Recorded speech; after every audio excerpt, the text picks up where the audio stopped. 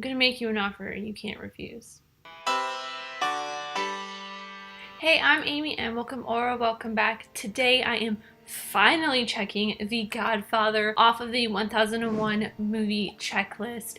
If you do not know what the 1001 movie checklist or 1001 movie challenge is, it is basically a challenge I have given myself to watch all 1001 movies in the 1001 movies you must see before you die book. So far I've checked 151 films off the list. If you want to know more and watch the entire playlist of videos, you can check them out up there. And today is an especially special episode of the 1001 movie challenge because this marks, as of tomorrow, officially 1 year of me consistently posting these every other Sunday. So that playlist is going to have an entire year's worth of videos. I love doing this challenge. It has been both the hardest and the most fun. It is one of my favorite videos to make every other week. It usually takes me about a week to make one of these, so it is very time consuming, but I love the end result. I love filming these, I love editing these, and it gives me a chance to watch some of the most classic movies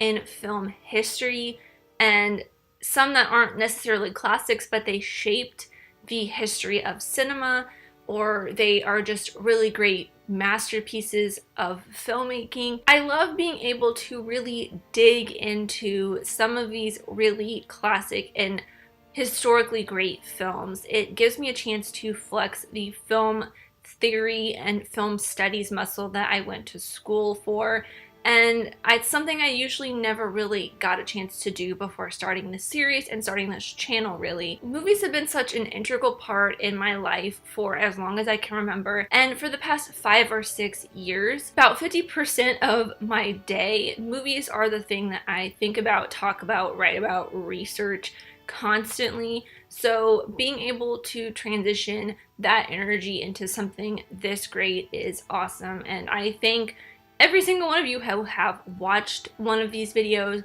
liked a video, subscribed to my channel from one of these videos, or even any of my videos in general, but this series holds a very special place in my heart. And especially those of you who comment and talk with me and other people in the comments and have a conversation, because that is basically what I started this series for, to communicate my love and film history and film theory with you guys, but also to have a conversation with you guys about these films that I love and everybody loves so much, because that is basically why I started this channel, is to talk to other people who love film as much as I do. So, with all of that being said, let's get into a very quick summary of The Godfather. When his father is injured in a retaliation from a rival mafia family, a reluctant Michael must step up to become the head of the new Corleone family. That Corleone. When I first started watching this movie, I wasn't sure I would have a whole lot to talk about because it is a long movie and it is so jam-packed, and a lot of the times in the past year of me doing these, I've noticed that with some of the longer films, it is sometimes harder for me to pull out something, especially in the ones that are the more classic films, to talk about, to really grasp onto. The Godfather is probably one of the greatest movies in film history. It is probably regarded as the greatest movie in film history by a lot of people, or one of the greatest movies in film history. My personal favorite is Citizen Kane. And not my personal favorite movie of all time, but one of the movies I consider one of the greatest in film history. But this one is very close up there for me because there is so much to talk about in this. It is such an iconic movie. I remember when I was 10 when the Rugrats in Paris movie came out. I don't know if any of you 90s babies remember the Rugrats in Paris movie. It opens up with Tommy, Dill, and Angelica doing a spoof of The Godfather called The Bobfather. Angelica is the Bobfather trying to find a binky for Dill, or at least getting upset at Tommy's request for her to find a binky for Dill. I just absolutely fell apart watching that scene when I was younger. I was 10 and I had no idea that it was paying homage to such a majestic film until maybe 5 years later, when I actually really started getting into more serious films, I guess. It's not only that one iconic opening scene, it is also so many other scenes that are just iconic. You see them and you know that it is The Godfather. Scenes like movie producer Jack Waltz waking up to a horse's head in his bed. I actually found out through my research that that was a real horse's head that Francis Ford Coppola had brought in after it was slaughtered, not for the movie, for a dog food manufacturing company. That it was an actual horse's head that Coppola had brought in because the fake head did not look real enough, I guess. And John Marley, who was playing Jack Waltz, did not realize it. And the screams that you hear and see in that scene are actually John Marley's screams. They are real screams of fear.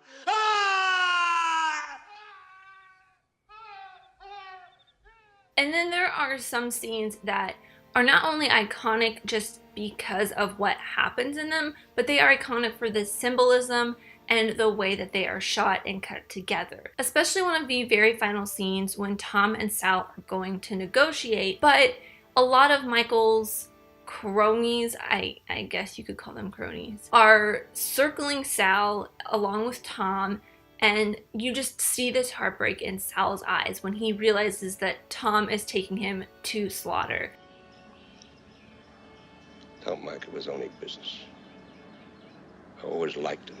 I felt so heartbroken because Sal was very sincere in saying that it was just business. He was really only going to see Michael or take Michael to this meeting for business with all of the families. But because of Michael's paranoia, it didn't really happen that way. And then, of course, the so much iconic baptism sequence. It is the actual baptism of Michael's godson intercut with the symbolic baptism of Michael as the new Godfather. Michael Francis Ritchie, do you renounce Satan? I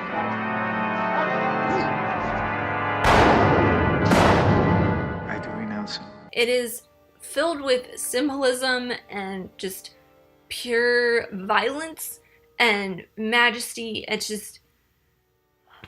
It is such a beautifully cut together scene. It's crazy. I don't know what else to say about it. I feel like there have been so many other YouTube videos and books written about this one scene that I don't know if there's much else that I can even say to add to it. And to add to that, the cinematography in this movie is just superb. The way Coppola and Gordon Willis, the cinematographer, worked to make some of these very iconic shots. It harkens back to classic cinema, Coppola's film school roots. As a film school student myself, just something I awe over because I wish that I had the cinematography skills to make something like this. I am more of a theory student. I have studied film production, I majored in film production, but I am much more of a theory student. There are scenes like from the very iconic opening that is parodied over and over again. There is just this slight, very smooth, slow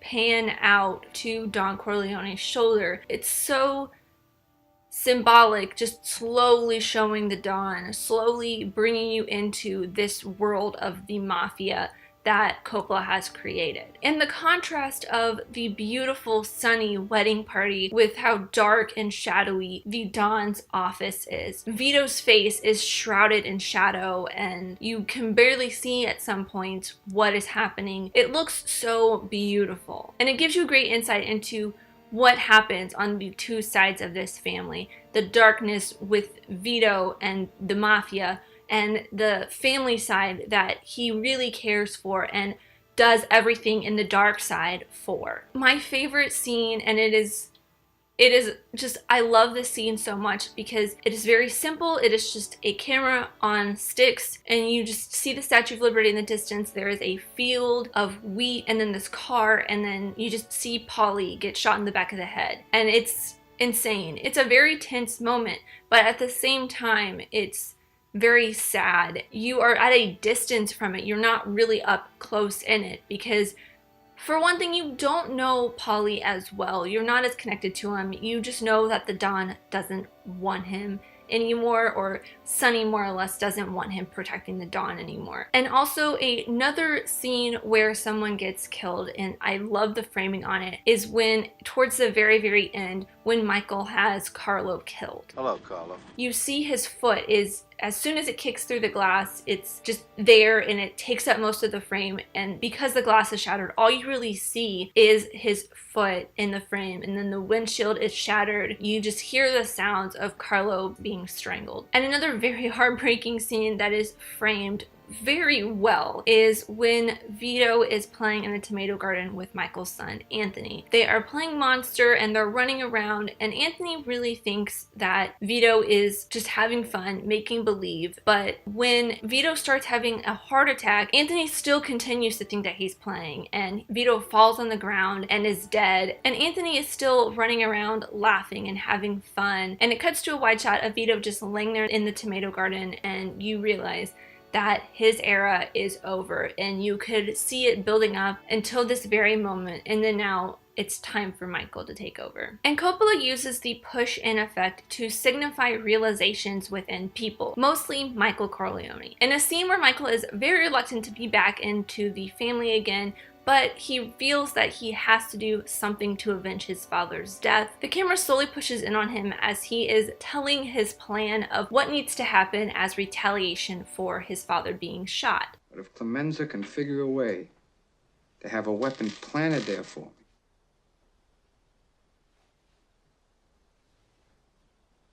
then I'll kill them both.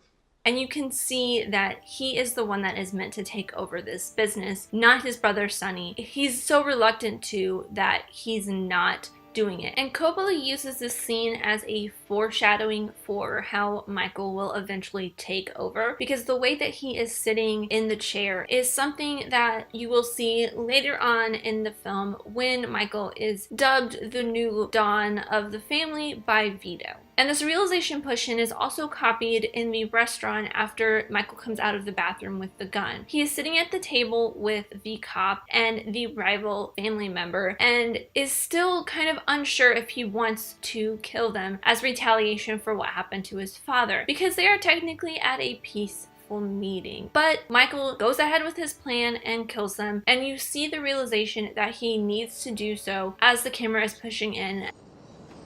Sti fissaria, siete finiti.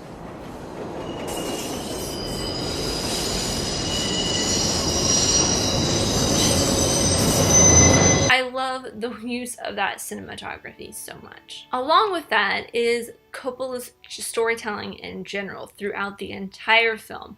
It is long. It is a very long film, but everything feels like it is there. Nothing feels out of place or like it's not meant to be there. Everything has a meaning, has a place.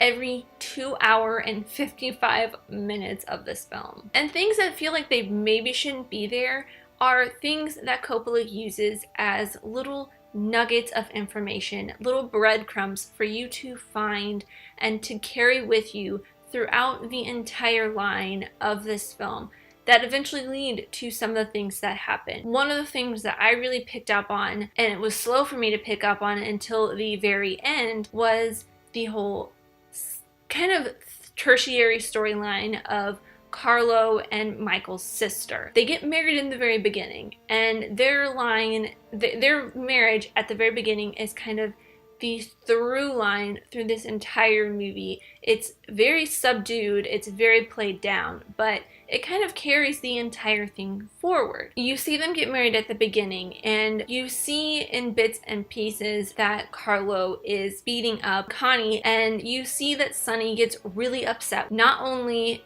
the fact that he can't protect his sister from Carlo, but the fact that Carlo doesn't listen to him. He beats up Carlo, he yells at him, he kicks him out pretty much, and Carlo still continues to beat on his wife. And eventually, him beating on Connie is what leads to Sonny getting killed. And you find out later on that Carlo is the one that set that whole thing up.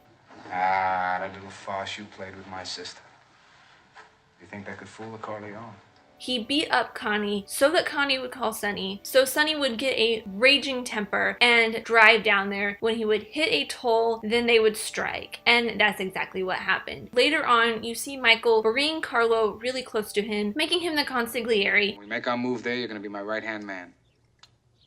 Tom Hagen's no longer consigliere. As that old saying goes, keeping your friends close, but your enemies closer. Michael is playing out through the entirety once he has made Don the fact that Carlo is the one that killed Sonny and is probably the one that ragged on where Vito was going to be when he got shot. And Michael uses this once Vito is dead because he wouldn't have let Michael kill Carlo, because Carlo is Connie's husband, because he is the son-in-law. He wouldn't have let Michael kill him no matter what, no matter the fact that he was the reason that Sonny was murdered. So once Vito's dead, Michael feels he has the right to kick Carlo out of the family, says he's going to live in Vegas, but once Carlo is preparing to leave for Nevada, Michael has him killed, even after promising that he wouldn't, because he didn't want to leave his godson fatherless. He didn't want to leave his sister husbandless, but he knew that it was the right thing to do as retaliation for his brother getting killed and his father getting hurt. And that leads into something that I probably will discuss a little bit more when I do watch Godfather Part 2, because I feel like I'll have a little bit more context on Michael's side as he becomes, or as Part 2 really shows him as the Don more than this one showed Vito more as the Don. I love how Coppola contrasts Michael and Vito as the Dons, and even Sonny a little bit, because he played the role as the head of the family while Vito was injured and in the hospital. Coppola portrays Vito as a benevolent leader. He does everything he does to protect his family and his loved ones, still is ruthless and will kill people and make threats at people, but at the same time, he does everything he does to protect his family and his loved ones, or to help his family and his loved ones. Throughout the entire film, he still seems like he has a sense of humanity about him, and he makes careful and calculated decisions that are beneficial not only to himself but to his family as well. Michael and Sonny both did the things that they did for selfish reasons. Sonny more so to have more power and wealth, but a lot of the killing that he does is more so stemming from his hot temper. Michael, on the other hand, who was reluctant to join the family business until Vito was injured, does a lot of what he does as a means of vengeance for his father getting injured or his brother dying. He eventually gets in so deep that once Vito names him Don after Sonny is killed and Vito eventually passes away, he becomes suspicious of the other heads of the families and has them all murdered so he can become the most powerful. And finally, I'm going to talk about how great of a performance that Marlon Brando gave. He is one of the greatest actors of all time, I feel like. Yes, he was rumored to have been a very difficult person to work with, but you see how great of an actor he is just radiating off of the screen. You can feel it through the screen. The way he used pacing of words and actions combined with his prosthetics that they used to give him those jowls have become so iconic, not only of the Godfather film, but of his character and Marlon Brando himself. And in my research, I came to find out that he improvised a lot of his scenes, which adds to just the majesty of how great he is at doing what he does. Especially that iconic opening scene of him holding the cat. I found out that that cat wasn't even meant to be in the script. It was just a stray cat that happened to walk through the set. Marlon Brando picked it up and it became a part of the scene. Things like that, you can't write that. There's a portion in that that really stood out to me when Vito is talking to one of the people who have come to ask him for a favor. You hear the cat make a little noise and he stops mid-sentence and looks down at the cat and starts petting it. Trade, made a good living, police protected you, and there were courts of law. You didn't need a friend like me. But now you come to me and you say, Don Corleone, give me justice.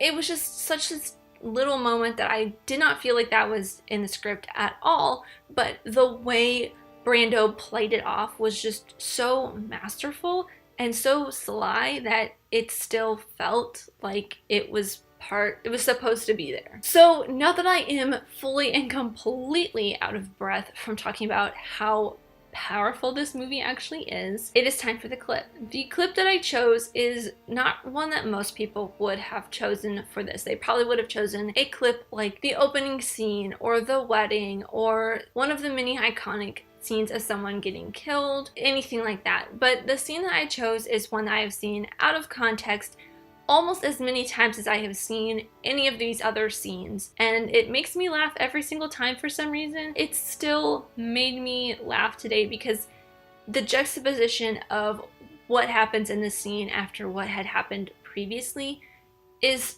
so weird and random, and I feel like you getting a slight chuckle out of it may have been Coppola's intention. Leave the gun. Take the cannoli.